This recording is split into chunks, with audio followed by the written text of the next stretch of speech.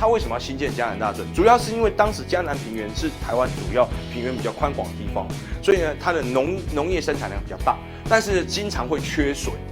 经常会缺水，所以呢，那个时候他为了增加嘉南平原的农业生产量，所以呢，他就新建嘉南大圳。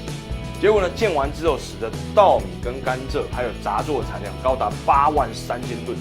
成为亚洲的一个什么重要农业出产地。此外，这个嘉南大圳也是亚洲唯一湿式提盐水库。